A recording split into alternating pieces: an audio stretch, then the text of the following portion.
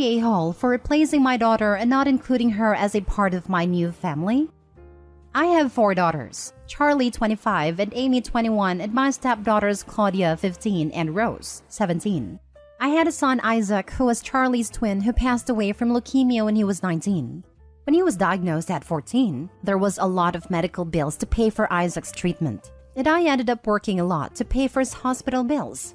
During that time, my ex-wife Brenda slept with this guy Jake behind my back. I found out about the affair, and we had a divorce when the twins were 15 and Amy 11. All of them knew the full story of what happened, and my ex and I had 50-50 custody. Charlie visited Brenda till she was 16, after which she stopped. We told Amy what happened when she was 14, but the thing is, Jake is quite wealthy, and Amy preferred it there more because she got spoiled. She eventually chose to stay with Brenda when she turned 16. During this period, I met Lucy. I fell in love with her and got married when the twins were 19. Lucy herself had 2 daughters, Claudia and Rose, and they were both welcomed into the family. My son passed away a few months later. When Amy moved in with her mom permanently, she cut off all ties with us. She didn't leave peacefully too. She insulted everyone in the family and left. One of the things she yelled was, "I don't want to be a part of this crappy family," then went no contact. On November, Jake and Brenda were charged with fraud, breaking and entering, and apparently they were also in debt. They lost their homes and were thrown in jail, and since none of the other relatives were able to take her in, Amy came to us. I didn't want to take her in, but Lucy convinced me to let her stay for a bit till she gets back on her feet. Well, ever since she left, there have been a lot of changes to the house, and Amy has been complaining about them since she arrived. She complains about how she can't touch the snacks, and how she has to pay for her own snacks and clothes, though we feed her 3 meals a day plus afternoon snacks. How she was given the smallest guest bedroom, while the other girls got big personalized bedrooms. How on Christmas the girls got amazing gifts, and she only got a gift card. The last straw for her was New Year's Eve. We took the girls to a big party while she stayed at home. When we got back, she started yelling at me how I'm a horrible father and how I replaced her with Claudia and Rose. I told her that she's the one who renounced the family, and so she wasn't allowed in family things. But a lot of people are telling me that I'm essentially replacing her for something she did when she was a young impulsive teen. So Reddit, am I the a-hole? Edit. I would like to add that everyone including her has been in therapy before she left and after she came back. Nothing has come out of it. Amy has also made it clear she wants no relationship with me and is here because she's desperate. And by made it clear, she told it to my face. Now for the top comments. The story as is would make Opie not the a-hole, but I really don't trust this clearly partial retelling of why the daughter went no contact. There's no way the daughter wasn't more clear than, "I hate this crappy family," especially since Opie's saying it's one of the things she yelled. So what was the rest, Opie? Most kids don't go no contact without a very good reason. To be honest, I only remember a few of the things she yelled at me. Along with calling us crappy, she called my wife the S-word, called me and Charlie pathetic for still grieving Isaac. And the one that hits me the most is how she said she wished I had let Isaac die, instead of paying for his treatment. If I'm reading this right, Amy wrote y'all off at 16, and now 5 years later at 21 years old has lost everything and is moving back because she has nowhere else to go? And you have been treating her as less than ever since. Are y'all charging her rent? Does she have a job? What is the long-term goal? It sounds like she isn't quite a family member but not quite a tenant either. She just exists in a home where she has to buy her own snacks? Nope, she doesn't pay rent. She works as a cashier and has been saving money for paying rent at her dorm. Plan is to let her stay until February. According to her college, that's when the paperwork to get her in the dorms will take to process. After that, whatever happens is her business. We aren't treating her less. For Christmas, she wanted the same gift Charlie got, a new computer that I saved up for 6 months to buy. And for New Year's, we were going with Lucy's family and she's always rude and disrespectful to them. They came over for Christmas and she insulted them a bit. And you have to realize that we are only making her buy extra snacks. We do tea here, and for that we give her pie, cake, and whatever we are eating is whatever she gets. Not the a-hole. She made her decisions and these are the consequences. Has she apologized for what she did? If she wants things to improve, that would be a start. Nope. Next story. Am I the a-hole for robbing my brother of his full inheritance? My brother Ben, 35, is spoiled. Mom favored him over us girls. He always got what he wanted or he threw tantrums, even at my sister's funeral.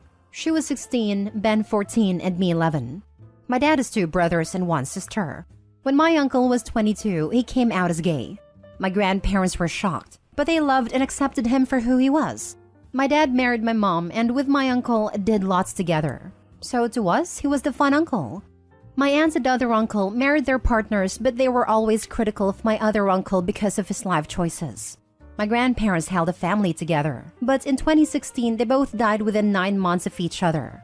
My aunt and uncle then disowned my gay uncle. He was upset, but he and my dad have always been close, so we became his only family. In 2019, my uncle was diagnosed with lung cancer.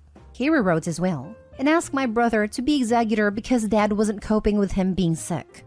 Ben also accepted because he believed that my uncle would split everything between him and myself. My uncle died in May 2021. My dad, my uncle's boyfriend, and I were with him. I called and messaged my brother repeatedly, but he didn't answer or come to say goodbye. At a funeral, dad was a mess, but my brother was giddy. A couple of weeks of my brother pestering my dad to find a will later, we looked in my uncle's safe. Dad unlocked it and Ben grabbed the paperwork. Soon after, he swiped everything off my uncle's desk, swore, yelled, then stormed out. Later, I found a will, and my uncle had split his estate 4 ways, 1/4 each to my brother, myself, and my uncle's boyfriend and cancer research. Ben was angry because he only got 1/4, so he contested the will. He claimed that he only accepted a job of executor because he was promised half. He believed he should get half, and the other half should be split 3 ways. It went to court in October 2022. I testified, and when asked if my brother should get half of the estate because of all the work he had to do, I said no. I said my dad and I had done more than my brother helping my uncle simplify his affairs prior to his death, and that my uncle was a deliberate man, and we should respect his wishes. Ben was livid, but still thought he would win. He didn't. Then early December, I was notified that Ben got 1/4 minus costs, and the rest of us got 1/4 each. He went nuts, demanding I compensate him because I cost him his money. My mother blew up my phone with, "How could I do this to her baby?" And relatives are telling me I did a wrong thing. Mom banned me from Christmas because of my poor behavior. My parents divorced when I was 16, then told everyone I refused to come after what I did. Ben had a New Year's Eve party and my sister-in-law sent me a message saying sorry, with a picture of my photo on Ben's dartboard and a sign telling his guests to throw darts at me and to message my number and tell me I'm an a-hole. I only got 2 messages from his friends, so I don't think I am. But Reddit, am I the a-hole? Not the a-hole. Your brother took an unwinnable case to court and he lost. The fact that you got asked on stand what is fair is really weird. It doesn't really have anything to do with the case. Your brother lost because he took his stupid case to court. You didn't do anything. Are you sure your mom knows the same story that you tell us here? Because from what you say here, there was nothing you did. Are you sure that your brother doesn't have a different version of events? My mother believes that her baby should have everything he wants. He has always been the favorite child, and my mother has never treated us equally. If she didn't have enough money for us all to have a treat like ice cream, she would buy him one and us girls nothing. She would say, "You girls always get so much," but she never got us anything without buying him something too. I paraphrased the court proceedings due to the character count. I had twice the character count when I first typed it out. Oops. So my mother was at Ben's New Year's Eve party and she didn't shut down his behavior with a dartboard. She knows the story, but she only cares about her baby. Your mother was at a party where your face was on a dartboard? Yeah, you don't need her in your life. That sucks, and I'm sorry. But your life will make a whole lot more sense once you've reduced her role. I don't really understand why you maintain a relationship with these people. Often, folks here are deluded into thinking others care about them when they don't. But you seem very clear-eyed that they hate you. What exactly do you get out of the relationships with your mother and brother? It is becoming clearer. I guess I have been conditioned to accept being treated like this, so I just took it. I am learning a lot, and I kind of wish I had posted about my family sooner. I honestly get nothing from the relationship with my mother and brother, but it's hard to let go of an ideal, I guess. Next story. Am I the a-hole for skipping New Year's Eve at my child-free sister's? Last week, I hosted Christmas for my family. I, 33 male, have a 2-year-old with my wife. Every year, it's at my sister, parents, or my house, and it rotates every year. One of us hosts Thanksgiving/Christmas/New Year's. In the last year, my sister, who is vocally child-free, got a dog. I love my sister, but we are very much opposites. So when I had my kid, it changed our relationship a bit. She tolerates, in her words, my son. She's never watched him. I've also never asked. My son is present at all family functions, and this annoys my sister. My sister has turned into your classic dog mom. World revolves around a dog type. I do not own dogs and really don't want to be around them. I don't want them in my house. Well, my sister wanted to bring her dog to Christmas and I said no. As well trained and overall okay for a dog, I just didn't want it at my house or even in my yard. She complied and left it alone but was not happy about and let me know that several times. The day before New Year's Eve, she told me that kids weren't welcome at her house. I was taken aback by this and asked why. She just said alcohol would be present as we all drink and family friends also come to this party, and just said it wouldn't be appropriate for a 2-year-old to be present. My wife and I had planned to only stay till 10 anyway and then would go home because of our kid. We thought about it and opted to not go at all, and respected my sister's wishes by keeping the kid at home. I let her know a half hour before the party started. Wife and I treated it like any other night, wouldn't even stay up till midnight. By 11, I noticed missed calls from her and didn't answer. Fell asleep while texts started coming in, calling me an a-hole, calling me a dog hater, saying it was rude I didn't come to the party. Said it was BS that she got my kid a Christmas present but didn't get her dog anything. The list went on, and she was clearly drunk.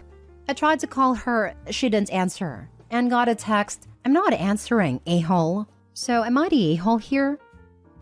Now for the comments.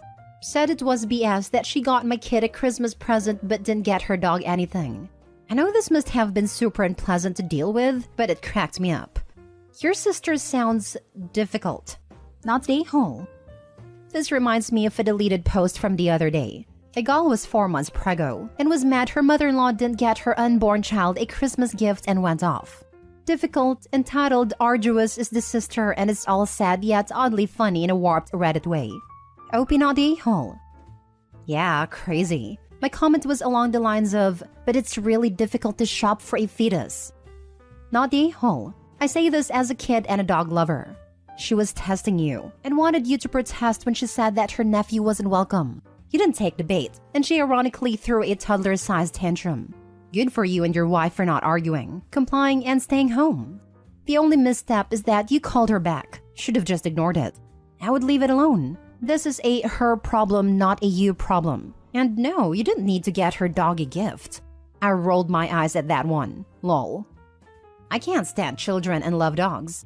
Sister is on some weird power trip, thinking other people should treat her dog the same as they treat a related child.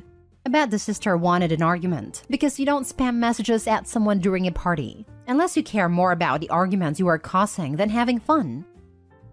Last story. Am I the a-hole for not inviting my stepmother to my wedding? I, 32, female, am getting married to my fiancé, 38, male this year. My parents separated when I was 14 years old. My dad left my mom for a secretary we'll call Anna after my mom was in an accident that left her badly visibly scarred, leaving her to raise my 2 sisters, both 25 twins, and me alone.